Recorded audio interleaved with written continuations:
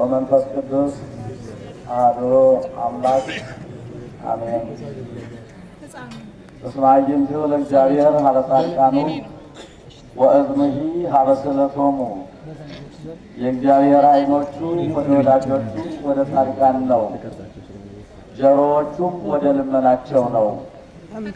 በመዝሙረ ዳዊት መዝሙር 33 ከቁጥር 7 ጀምሮ ያለ ቃል ነው ማለት ነው። ብፁዕ አባታችን አቡነ ዮሐንስ የማዕከላዊ ጎንደር ሀገረ ስብከት ሊቀ ጳጳስና የቅዱስ ሲኖዶስ አባል፣ ክቡር የኔታ መጋቤ አእላፍ ክቡር ጥላሁን በኢትዮጵያ ኦርቶዶክስ ተዋሕዶ ቤተክርስቲያናችን የደብረ ኃይልና ደብረ ጥበብ የአቋቋም ምስክር ትምህርት ቤት የበላይ ዋና ምስክር መምህር፣ ክቡር መምህር ሊቀ ጉባኤ አስካል የማዕከላዊ ጎንደር የትምህርት ክፍል ዋና ኃላፊ፣ ክቡር ሊቀ ጠበብት የኔታ እጹብ የዚህ ታላቅ ደብር ዋና አስተዳዳሪ፣ እንግዲህ ያው ስማችሁን ያልጠራሁት ይቅርታ ይደረግልኝ። የዚህ ደብር ዋና የስብከተ ወንጌል ኃላፊ ክቡር መጋቤ ሐዲስ መጋቤ ብሉይ ሐዲስ ሁሉም ናቸው እንታ ናውሰናይ፣ ክቡራን ሊቃውንተ ቤተ ክርስቲያን፣ የተከበራችሁ ሊቃውንት፣ የተከበራችሁ እንግዲህ የዚህ በዓል ማዕከል የሆናችሁ የክርስቶስ ቤተሰቦች ምዕመናንና ምዕመናት፣ ወጣቶች፣ ሕፃናት ጭምር እንደምን አረፈዳችሁ? እንደምን አረፈዳችሁ? እንደምን አላችሁ? ዛሬ የተሰበሰብንበት ዓላማ ታላቁ አባታችን ኮከበ ገዳም የሚባሉት የቅዱሳን ሁሉ ራስ የሆኑት ታላቁ አቡነ ገብረ መንፈስ ቅዱስ ያረፉበትን በዓል መታሰቢያ እያከበርን ነው ያለ ነው። እንግዲህ እኔ ለተሰጠኝ ሰዓት ወይም ደግሞ በተሰጠኝ ደቂቃ የምነግራችሁ መረጃ ብቻ ነው።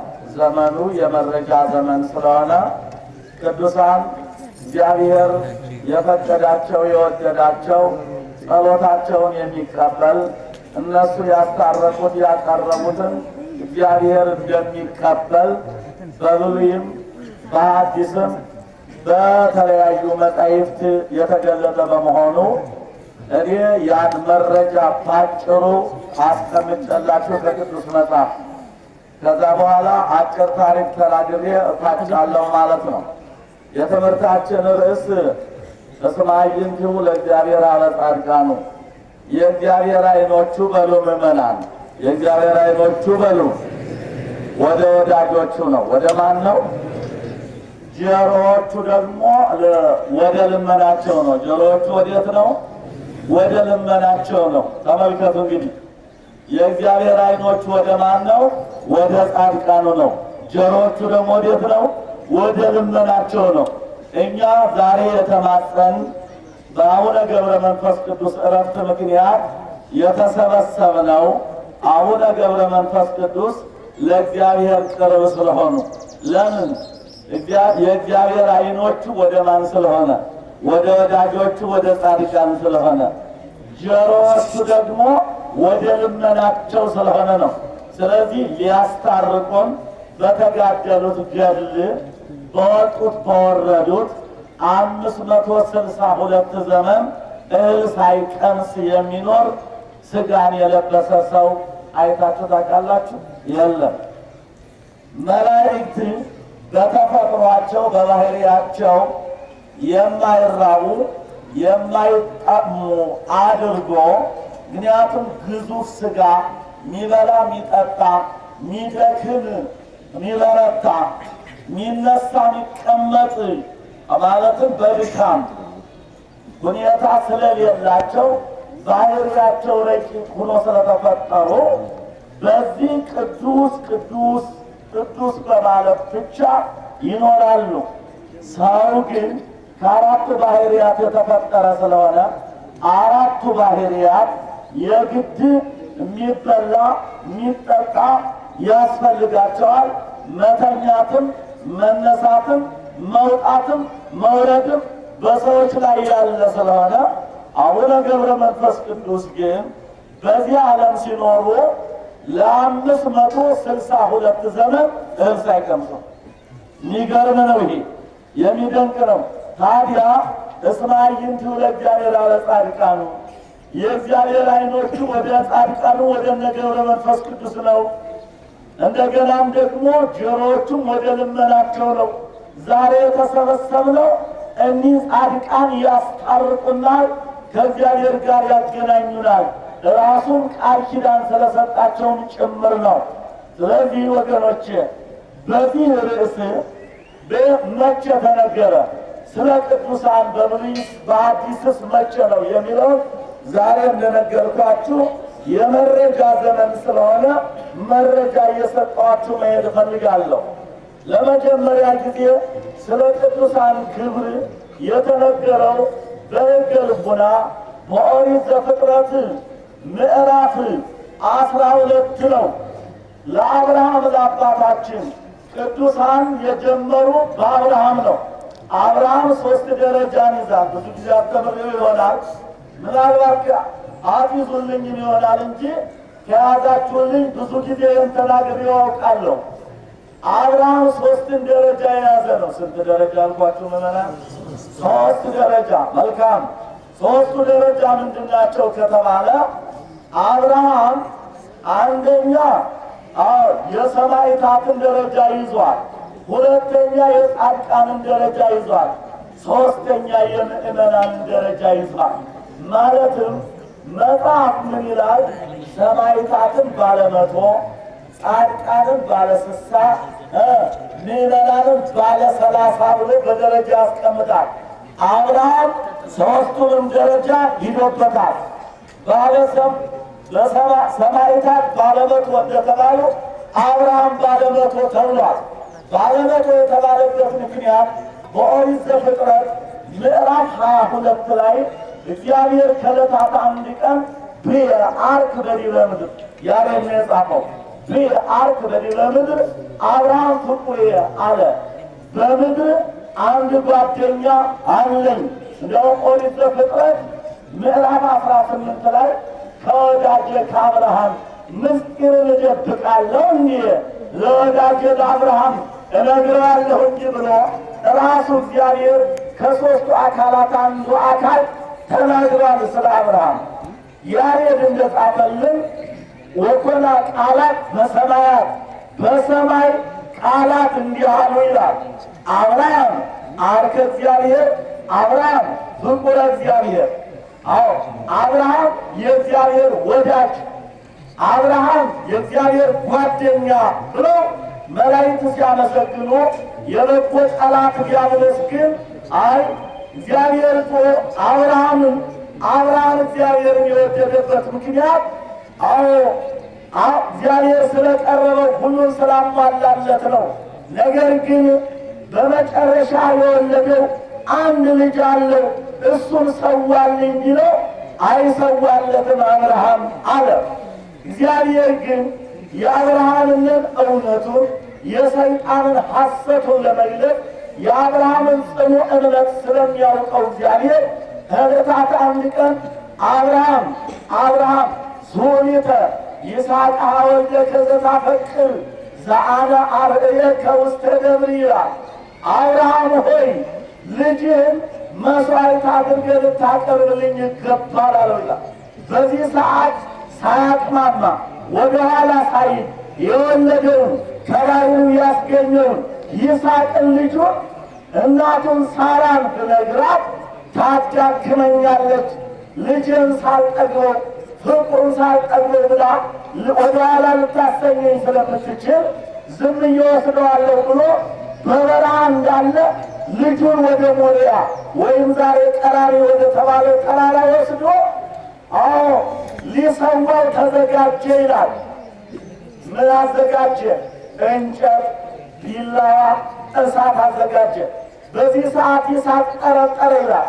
እኔ እፀ ርእይ መጥራይተ ርኤይ እፀ ርኤይ መጥራይተ ርኤይ እሳተ ርኤይ እሳት ያለው ቢላዋማ ያለው አይት ያለው በግኡ በጉ የት ነው የሚታረደው? በየትኛው ነዋል? እኔ ተጠራጠርኩን የልትሰዋኝ ነው መሰለኝ አለው። በዚህ ሰዓት ምን አለ እሱ? አዎን ልጄ አትጎዳበትም ብዬ ነው እንጂ አንተ ለመስዋዕቱ አለ። ይገርማቸዋል። በዚህ ሰዓት አይ እንግዲህ እኔ ከሆንኩ ብቻ ተፈራግጬ እንዳላስቸግር እንዳልመታ ሽማግሌ ስለሆን እግሬን አስረ ሰዋኝ አለው። ያን እጁን እግሩን አስሮ ሊሰዋው አቅርቦ ሰይፉን ምዝብ አድርጎ አንገቱ ላይ ጥልበታለሁ ሲል እግዚአብሔር በሰማይ ሆነና አብርሃም አብርሃም ይታውርቅ እኔከ ላዕለ ቁልኤ ይስሐቅ በወዳጄ በይስሐቅ ላይ ክፉ ነገር እንዳታደርግ ያንተ ልጅ ተሰውቶ ዓለም አይድንም። በሩቅ ብእሲ ደም ዓለም ስለማይድን በእኔ ልጅ ደም በኢየሱስ ክርስቶስ ዓለም ስለሚድን ልጅህን ፍታና ስደደው ይኸው በጉን ሰዋ ብሎ ነጭ በግ አመጣለት ይላል እግዚአብሔር ቃል። አብርሃምን ተባለ ባለመቶ ተባለ። አያችሁ ሰማዕታት ምን ያደርጋሉ? ወደ እሳትም ወደ ስለት ሰውነታቸውን አሳልፈው ሰጥተው ስለ ክርስቶስ ስለሚመሰክሩ በዚህ ምክንያት ቆራጥ በመሆኑ በልጁ ምክንያት ሰማዕት ስለተባለ ምን አለው? የሚረግሙህን እረግማቸዋለሁ፣ የሚመርቁህን እመርቃቸዋለሁ። ምን የሚልሁን? የሚረግሙህን ምን እላቸዋለሁ? እረግማቸዋለሁ። በአብርሃም አንጻር ሰማዕታትን የሚረግሙ የተረገሙ ናቸው ማለት ነው። ሁለተኛው አብርሃም በጻድቃን በእነ ገብረ መንፈስ ቅዱስ ተመስሏል። ይህም የሆነበት ምክንያት አብርሃም ነአ ጻ እምድኅርከ ወተፈለጥ ማዝማሪከ አለው። አባቱ ታራ ጣዖት ያመልክ ስለነበረ ከአባትህ ከዚህ ጣዖት ወጥተህ ተሰደድ ሲለው አባቴን እናቴን ማቄን ጨርቄን ሳይል ብድግ ብሎ ተነስቶ እልም ብሎ በመጥፋቱ ጻድቃንን መሰላቸው ይላል። አሁን እንግዲህ የረገሙህን እረግማቸዋለሁ፣ የመረቁህን እመርቃቸዋለሁ ያለው በአብርሃም አንጻር ጻድቃንን የሚረግም የተረገመ ነው። ጻድቃንን የሚባርክ ግን ምን ያለ ነው? የተባረከ ነው ተብሎለታል። ሦስተኛ አብርሃም በምእመናን ገብቷል። በምእመናን የገባው ድንኳን ከአራቱ ማዕዘን ላይ አስቀምጦ በምስራቅ የመጣውን በምዕራብ የመጣውን በሰሜን በደቡብ የመጣውን በአጠቃላይ በአራቱ ማዕዘን የመጣውን ሁሉ እየተቀበለ ያለላ ስለነበረ የምእመናንም ድርሻ በአብርሃም ላይ ነበረ ማለት ነው። ስለዚህ በአብርሃም አንጻር ምእመናንን የሚረግም የተረገመ ነው። ማንን የሚረግም? ምእመናንን ራሱ የሚረግማቸው ሲስሙ፣ ሲሳለሙ፣ ሲወጡ፣ ሲወርዱ፣ ሲያመልኩ የሚገባቸውን ስራ ሲሰሩ እያዩ የሚራገሙ ጠላቶች እነሱ ምንድን ናቸው? የተረገሙ ናቸው። ስለዚህ በዚህ አንጻር እነሆ በሕገ ልቡና ይህ ነገር ተነግሯል። ቀጥሎ መናገር መፈልገው ዛሬ እንደምንሰማው ወደ እግዚአብሔር ቀጥታ መናገር እንችላለን የሚሉ ወንድሞቻችን ስላሉ ነው። ይስሙት። ማስረገጥ ይቻላል። ምን ይላሉ? ቅዱሳንን አስታርቁኝ ማለት አልፈልግም። ድንግልን አስታርቁኝ ማለት አልፈልግም። ቅዱሳን መላእክትን አስታርቁኝ ማለት አልፈልግም። እኔ ቀጥታ ወደ እሱ እናገራለሁ፣ እሱ ይሰማኛል የሚባሉ ይሄ ደግሞ በቅዱስ መጽሐፍ አልተጻፈም። ማረጋገጥ ይቻላል። ኦሪት ዘፍጥረት ምዕራፍ 23 ቁጥር 8 ላይ ይላል ይሄ ደግ አብርሃም አሁንም እግዚአብሔር ያን ሁሉ ሀብት ከሰጠው በኋላ መልሶ ነሳ ወይም ድሃ አደረገው ይላል። ለምን? በባለጠግነቱ ዘመን የወደደኝ አብርሃም ገንዘቡን ስቀማው ይጠላኝ አይጠላኝ ብሎ ለመገመት ነው። ግን እንደማይጠላው ያውቃል። ከነ ባለቤቱ እንዲሰደድ ረሃብ አዘዘበት ይላል። በማንበብ አብርሃም ላይ አብርሃም ያን ሁሉ ሰጭ መስዋዕት የነበረው አብርሃም ተሰደደና ወደ ግብፅ ሄደ ይላል ኦሪት ዘፍጥረት ምዕራፍ 23 ቁጥር 8 ላይ። በዚህ ሰዓት ሚስቱን አስከትሎ ይጓዝ ስለነበረ ጌራራ ከሚባለው ቦታ ደረሰ ይላል። የጌራራ ንጉሥ የጌራራው ንጉሥ አቤሜሌክ ይባል ነበረ። ተሞብሎ ሳራን ሊነጥቀው ፈለገ ይላል። ቀድሞ ግን አብርሃም ነቢይ ስለሆነ ምን ብሏል? እህቴ ሳራ መልክሽ መልከ መልካም ስለሆንሽ አንቺን ሲል ሊገሉኝ ስለሚችሉ ወንድሜ ነው በይልኝ እንጂ ባለቤቴ ነው እንዳትዪ ብሎ መከራከራ። እሺ አለች። ከከተማው ሲደርሱ አቤሜሌክ የተባለው የጌራራው ንጉሥ ምን እህዳ ብሎ ጠየቀው ይላል። ልክ ከተማው እንደገባ እኮ ነው። እህቴ ናት አለ። አንቺስ ብሎ ሲጠይቃት ወንድሜ ነው ተመቸኝ አለ። ሳራን ጠልፎ ወስዶ ክፉ ስራ ሊሰራባት ወይም ሊያስነውራት ፈለገ ይላል። በዚህ ሌሊት ይላል የእግዚአብሔር ቃል ወገኖች፣ በዚህ ሌሊት መጣና እገልሃለሁ አጠፋለሁ አለው ይላል። መልስለት የተከበረ የክቡር ሰው ሚስት ሕጋዊ ሰው ሚስት ስለሆነ መልስለት አለ ይላል። እዚህ ላይ ምስጢር አለኝ አስተውሉ። ሰዎቹ ምን ስለሚሉ ነው? ቀጥታ እኔ ቅዱሳንን ሳልፈልግ ድንግል ማርያምን ሳልፈልግ መላእክትን ሳልፈልግ ሰማዕታት ሳልፈልግ ቀጥታ ከእሱ ጋር አነጋገራለሁ ስለሚሉ እኮ ነው። አይልም መጽሐፍ። ያለ ቅዱሳን ያለ አገልጋይ ያለ ሰራዊት ወደ ንጉሡ ነው። አሁን እንዲሁ ለምሳሌ እንውሰድ። ወደ ብፁዕ አባታችን ለመግባት ሀገረ ስብከት ቢሄድ መጀመሪያ ዘበኛው ብፁዕ አባታችን ስራ ላይ ናቸው ካለ ይመለሳሉ። አይቻልም፣ መግባት አይቻልም። በፊት እንኳን በትንሿ ማለት ነው እንኳን ወደ መንግስተ እግዚአብሔር ሰፈት ብሎ ለመግባት። ስለዚህ ደረጃ ደረጃ አለው እያልኳቸው። ስለዚህ በዛን ሰዓት እገልሃለሁ ሲለው ህዝበኑ ዘኢየአምር ትኩየንን በጽድቅ አለ ይላል። የማያውቅ ወገንን ልትፈርድበት ነው ወይ ማለት? እሱን ስጠይቀው እህቴ ናት ስላለ እሷንም ስጠይቃት ወንድሜ ነው ስላለች እንጂ የህግ ሚስት መሆኗን አላወቅኩም አለ ይላል። ማን? የጌራራው ንጉሥ።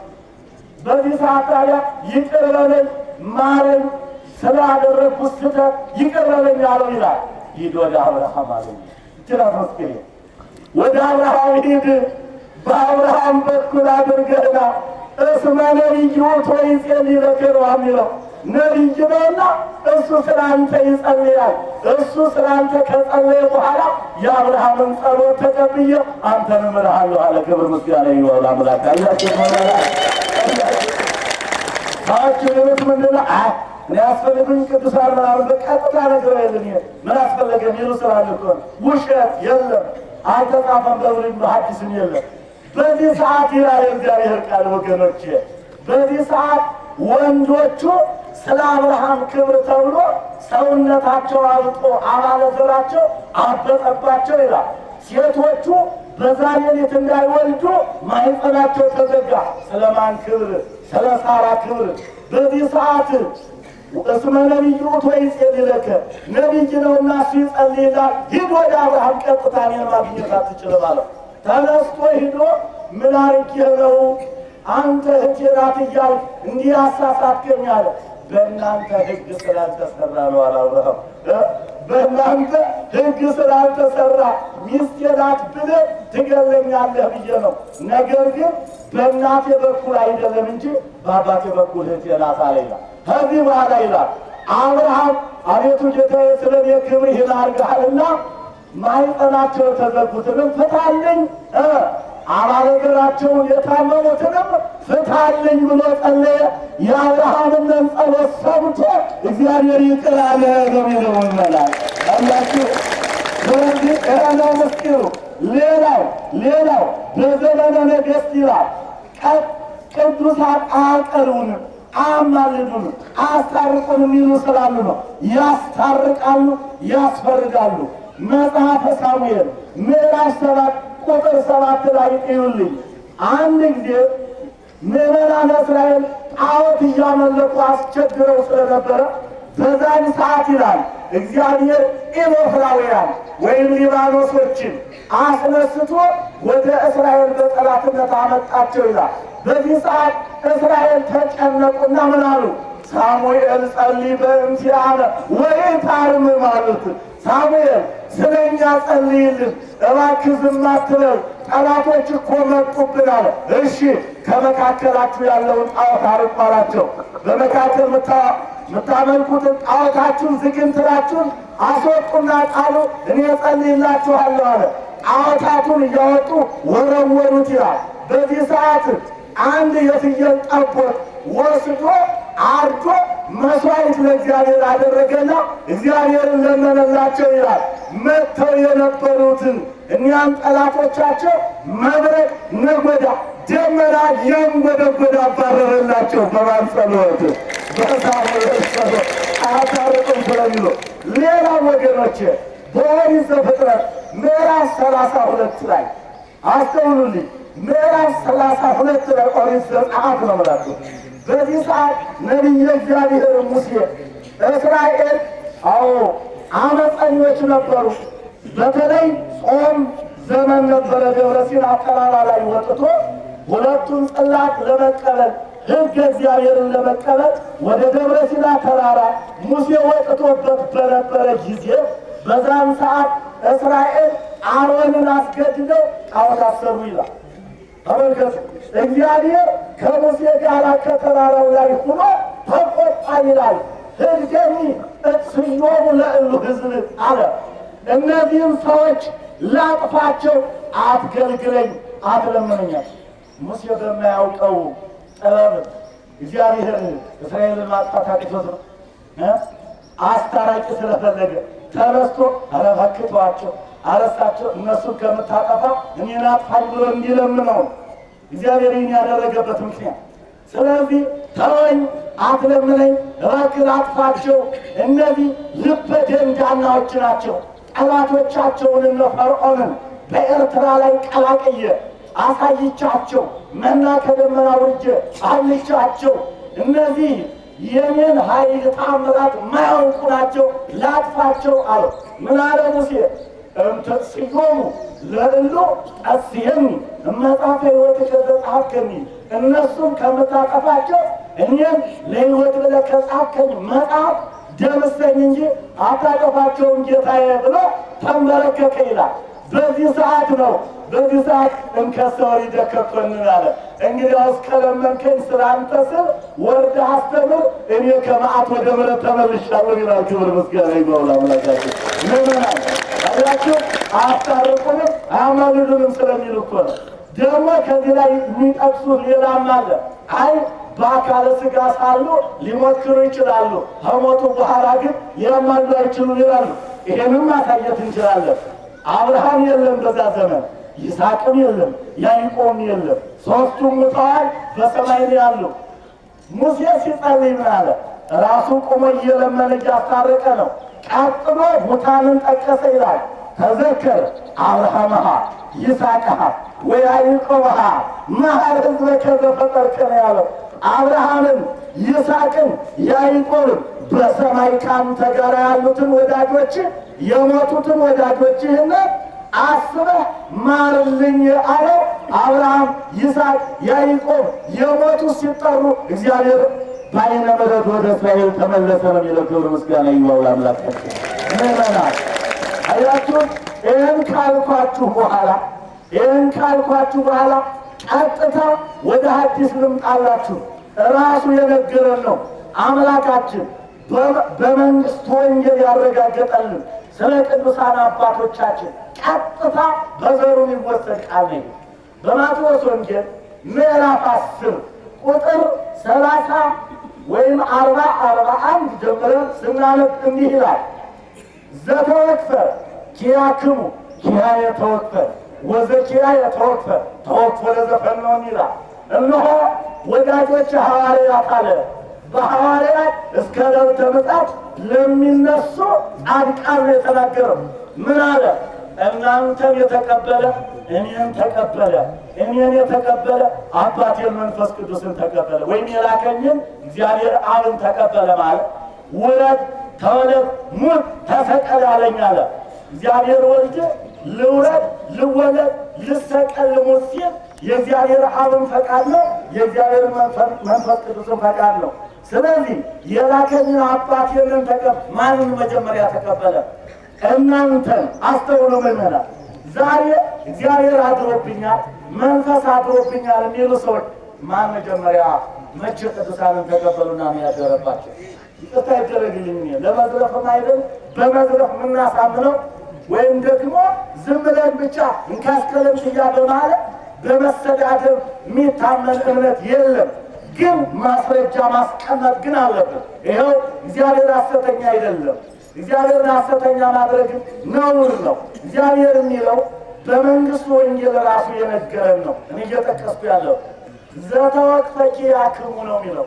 እናንተን መጀመሪያ የተቀበለ እኔን ተቀበለኝ፣ ወይም ደግሞ እኔ አድሬበት እኖራለሁ፣ እኔ ባደርኩበት አባቴ መንፈስ ቅዱስ ያድርበታል ብሎ መጀመሪያ ቅዱሳንን እንድንቀበል አስተማረን። ቀጥሎ እዛው ላይ ተያይዘው እነዚህ ቃሎች እዛው ላይ ነው፣ ማቴዎስ ላይ ነው ያሉት። እነዚህ ቃሎች ምን ይላል? ዘተወቅፈ ነቢየ በስመ ነቢይ አስበ ነቢይ ወእሴተ ነቢይ ይነስእ ይላል።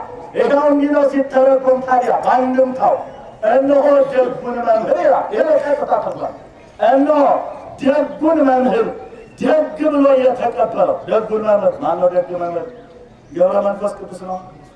ማነው ደጉ መምህር?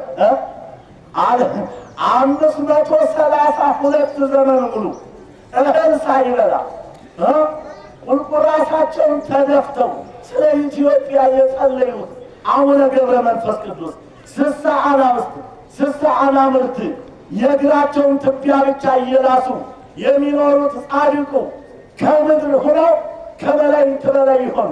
መላእክት ባህሪያቸው ስለማይበላ ስለማይጠጣ ነው ብያለሁ። የሚበላ የሚጠጣን ባህሪ ይዘው መላእክትን የመሰሉት ገብረ መንፈስ ቅዱስ ናቸው። ታላቁ መምህር ምን ይላል ታዲያ ጌታችን? እንዲህ አለ። ታላቅ መምህሩን እውነተኛውን መምህር ነው ብሎ ሲተረጎም እውነተኛውን መምህር እውነተኛ መምህር ብሎ የተቀበለው ልብ በሉ ይንቃል። እውነተኛውን መምህር እውነተኛ መምህር ብሎ የተቀበለው የእውነተኛው መምህር የሚያገኘውን ዋጋ ያገኛል። አቻችሁ 532 ዘመን የተጋደሉበትን እኔና እናንተ ዛሬ ቀን ዘክረን ያንንትን ክብር እንወስደው ነው። የሚደንቅ ነው። ወንጌል ነው የሚለው ዘተወቅፈ ይላል። ጻድቀ በስመ ጻድቅ አስበ ጻድቅ ወእሴተ ጻድቅ ይነስእ ነው። ጻድቁን ነው የሚለው። ጻድቁን እውነተኛውን መምህር ነው የተባለው ሲተረጎም እውነተኛውን መምህር እውነተኛ ነው ብሎ የተቀበለው እውነት እላችኋለሁ የእውነተኛውን መምህር ዋጋ ይወስደዋል ነው የሚለው። ያደለም እንዴ የእግዚአብሔር ቃል የሚለው ታዲያ ቅዱሳን ይናቃል። የእግዚአብሔር ቃል ነው እውነት ሊሆን የሚገባው ወይስ በዘመኑ እየተነሳ አስፈልገኝ የሚል ነው? እውነት እንነጋገር፣ መረጃውን ብቻ እናስቀምጥ።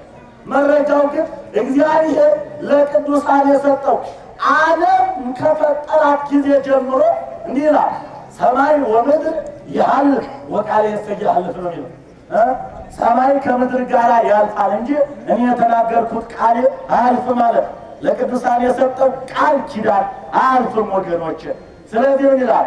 እውነተኛውን መምህር እውነተኛ መምህር ብሎ የተቀበለው እውነት እላችኋለሁ ዋጋውን አያጣም ብሎናል። ይበቃላ። አቡነ ገብረ መንፈስ ቅዱስ አባታችን ባጭሩ የተወለዱት በግብፅ እንደሆነ አባታቸው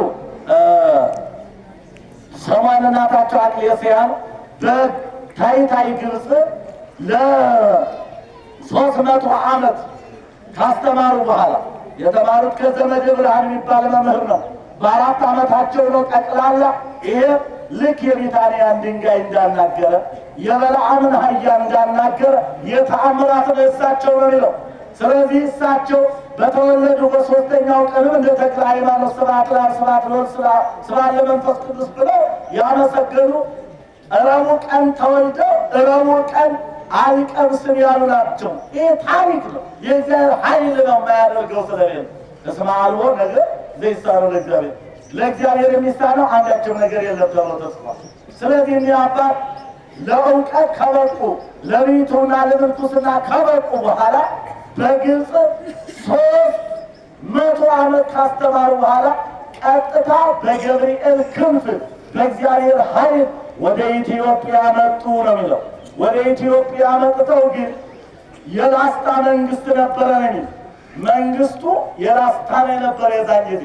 እኒያ ደጋግ ነገስታት አሁን እነዛ ምንመካባቸው አባቶች እነ አፄ ላሊበላ፣ እነ ይምርሃ፣ እነ ገብረ ማርያም ስልጣነ ክህነት ከመንግስት ጋር የተደላደለላቸው እግዚአብሔር ወዳጆች በእነሱ ዘመን ነው። በአፄ ላሊበላ መንግስት ዘመን ነው። እሳቸው አክሱም መጡ።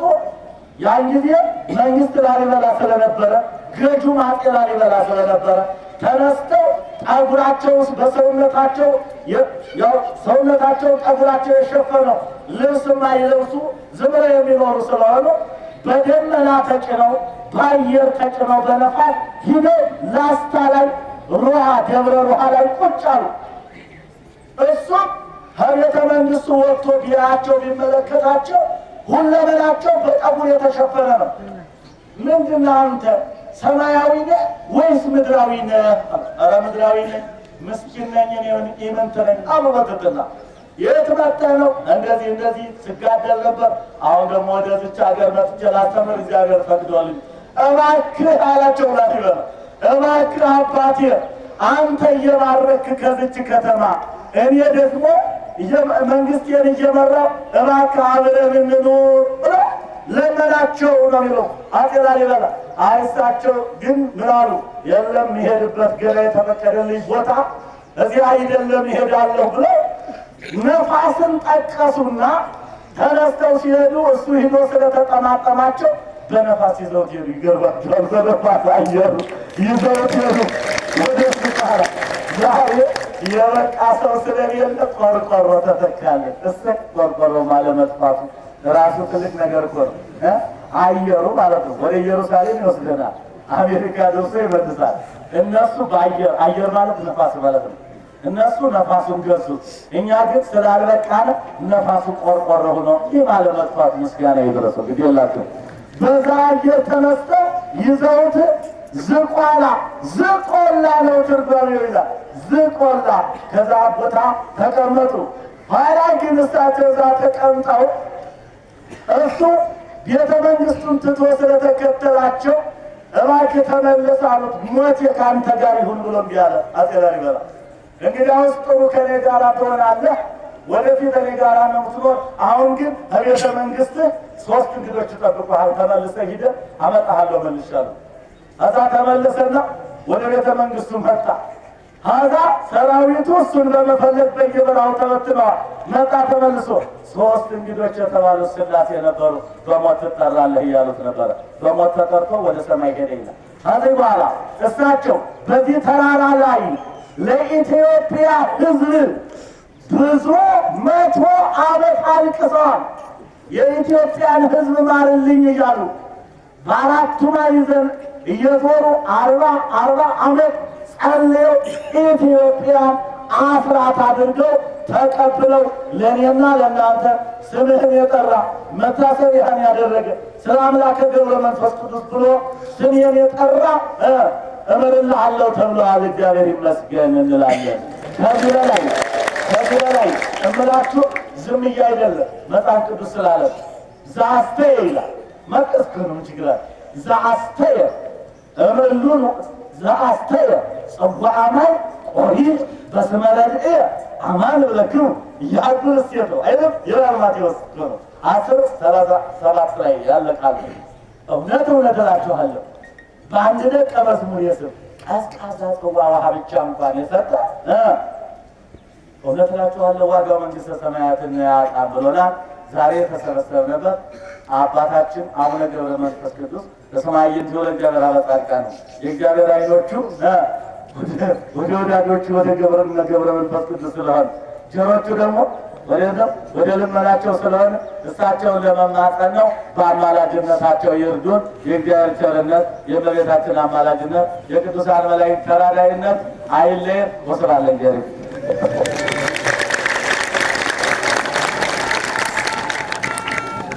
ከሁሉ አስቀድሞ በመምህራችን አብሮ ያስተማረን አምላካችን እግዚአብሔር ስሙ የተመሰገነ ይሁን። ስሙ የተመሰገነ ይሁን። ስሙ የተመሰገነ ይሁን። መምህራችን አባታችን የጌታ አራት አይና ቆሞስ አባ ገብረ ማርያም ጌጡ የመካነ ስብሐት ልደታ ለማርያም የአራቱ ጉባኤያት ምስክር አንድምታ ትርጓሜ ጉባኤ ቤት ምስክር መምህር እስማኤልክሁ ለእግዚአብሔር ሀበ ጻድቃኑ የእግዚአብሔር ዓይኖቹ ወደ የት ናቸው ነው ያሉት? ወደ የት ናቸው? ወደ ወዳጆቹ